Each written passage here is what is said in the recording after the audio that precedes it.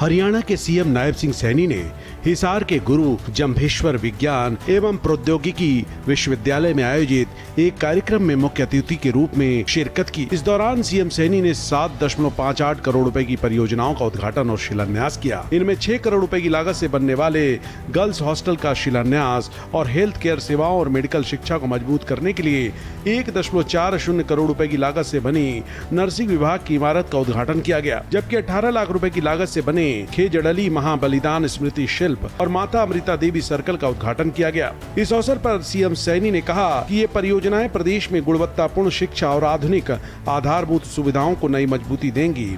उन्होंने कहा कि राज्य सरकार का उद्देश्य विद्यार्थियों को बेहतर शैक्षणिक वातावरण और आधुनिक संसाधन उपलब्ध कराना है, ताकि युवाओं को भविष्य की चुनौतियों के लिए तैयार किया जा सके। साथ ही सीएम सैनी ने कहा कि सरकार का लक्ष्य राज्य को विश्व स्तरीय नॉलेज इकोनॉमिक हब के रूप में स्थापित करना है। इसी उद्देश्य से शिक्षा पारिस्थितिक तंत्र को रीडिजाइन, रीइमेजिन और री इन्वेस्ट के सिद्धांत पर नया आकार दिया जा रहा है। विश्वविद्यालय और उनसे संबद्ध महाविद्यालयों में राष्ट्रीय शिक्षा नीति के अनुरूप व्यापार सुधार लागू किए हैं।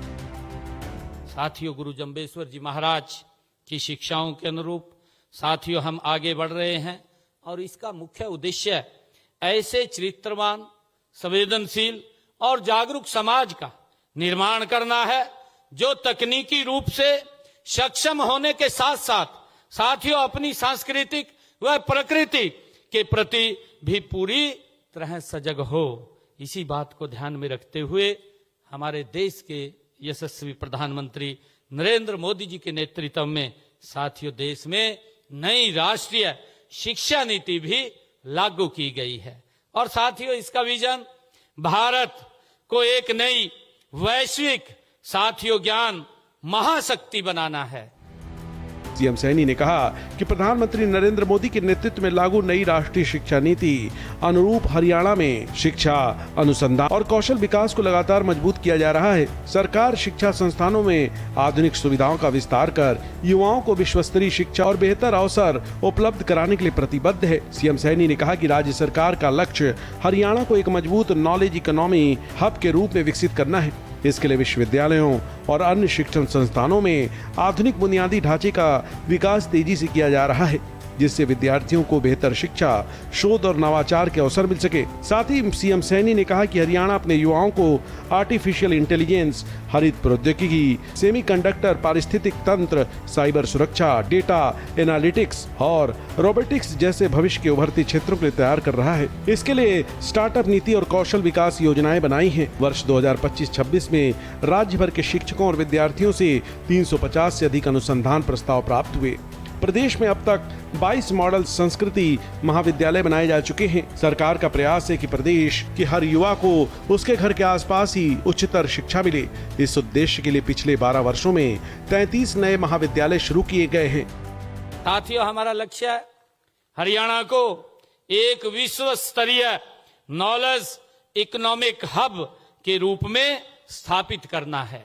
साथियों, इसी उद्देश्य से हम राज्य के शिक्षा पारिस्थितिक तंत्र को रीडिजाइन, रीइमेजिंग और री इन्वेस्ट के रूप में के सिद्धांत का नया आकार साथियों दे रहे हैं और इसके तहत राज्य के विश्वविद्यालयों तथा उनके संबद्ध महाविद्यालयों में राष्ट्रीय शिक्षा नीति के अनुरूप व्यापक रूप से साथियों उसमें सुधार लागू किए जा रहे हैं।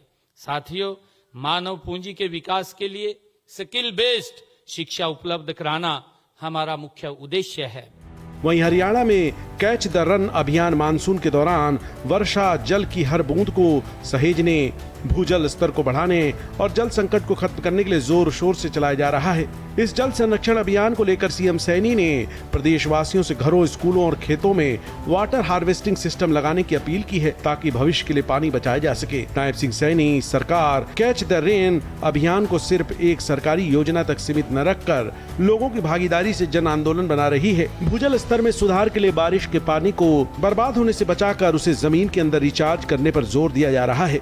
पलवल, फरीदाबाद और गुरुग्राम जिला प्रशासन की ओर से तालाबों के पुनरुद्धार और जल स्रोतों की सफाई के काम तेजी से किए जा रहे हैं। साथ ही हरियाणा सरकार वर्षा जल संचयन को लेकर लगातार जागरूकता फैला रही है, जिसमें बताया जा रहा है कि कैसे पानी को बचाया जाना चाहिए।